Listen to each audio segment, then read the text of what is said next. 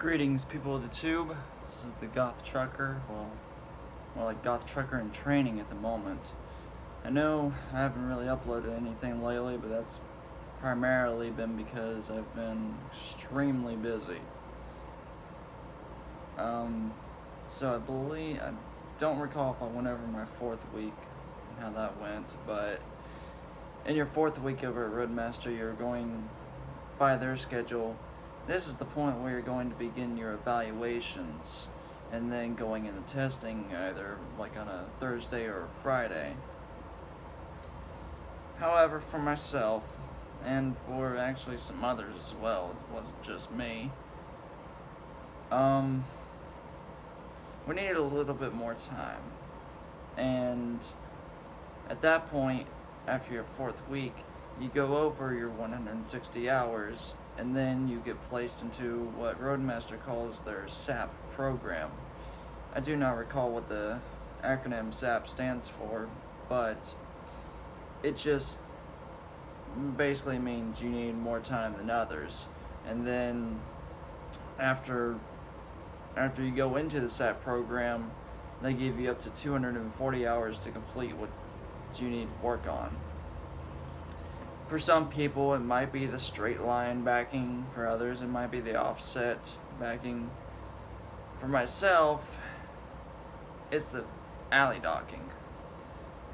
And for those of you out there who are familiar with trucking or even have the slightest bit of understanding that industry, the alley dock is simply a 90-degree turn of your tractor and trailer to back up into an alley dock.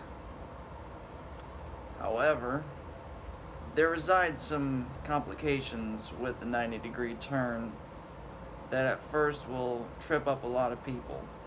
The first part that'll trip you up is the fact that you need to be pulled up, well, at least whenever you first start learning it, you need to be pulled up a good 10 to 15 feet from your lane, ideally from your first cone, how we have it set up.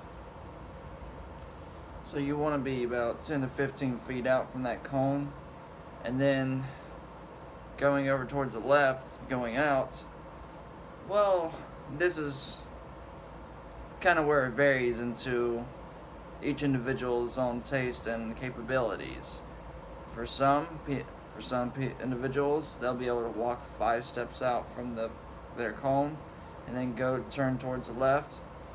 And they may do about 5 steps, maybe 6. Some people even 7 steps. So that's the beginning issue, or challenge, I should rather say. I've found that mine is between about 5, maybe 6 steps, but I like to stay around 5. So once you're out far enough,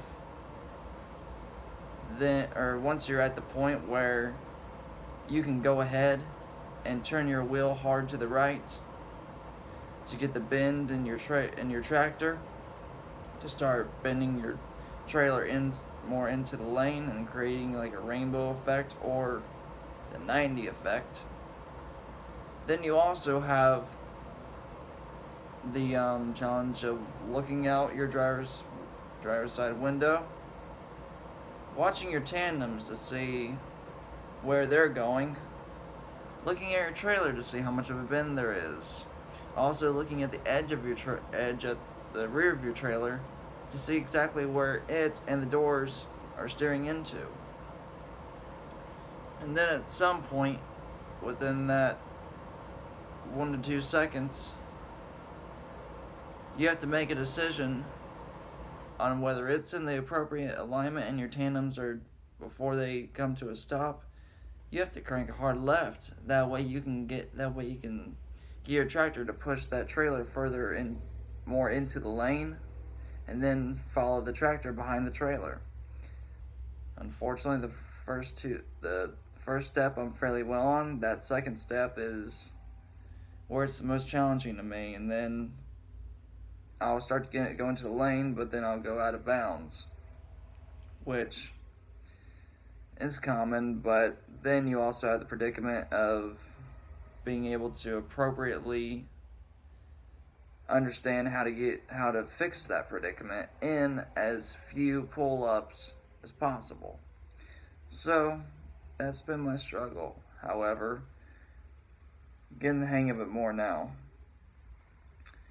But anyway, I'm right now actually going into my 6th week, just because this past week was not a good week for me. I had tested out, or I had tried testing Thursday, and I passed my pre-trip inspection with no errors. I got my straight line test completed, no errors. I went to my offsets. I got 3 points on that, but that's because I went out of bounds one time, but not too bad. My alley dockings were, again, I messed it up and I failed. So, I was a little bit discouraged about that.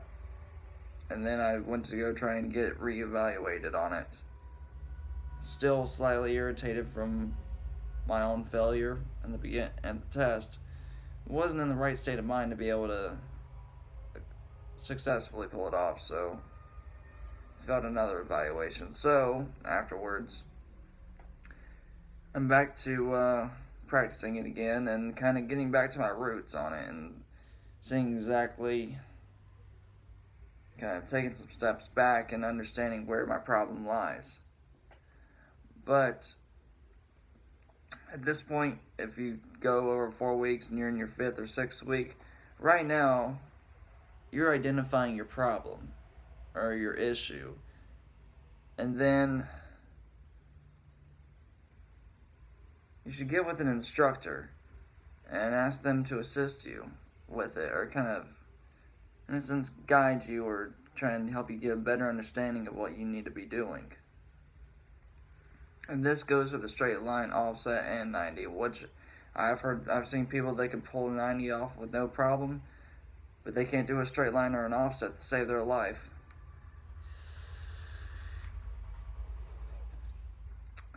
Nonetheless, it's really not that difficult. It's just being able to catch the problem and catch it quickly and apply what you understand to be able to fix that issue. So, there that in lies.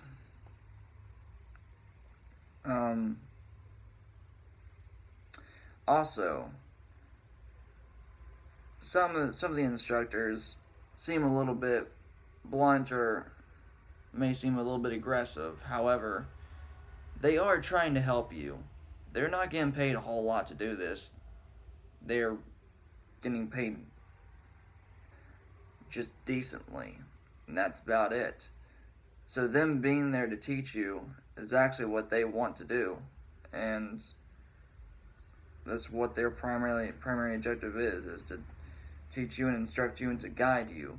So, if something they say pisses you off, try and let it slide and try to understand that maybe they see something that you don't. Because that's what happened with me.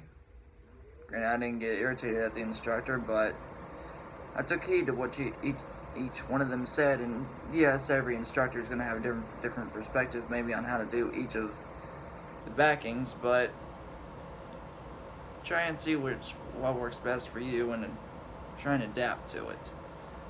But that's really all I can say now. There's not much more to it once you're in your 4th, 5th, or 6th, or 7th week, whatever the case may be.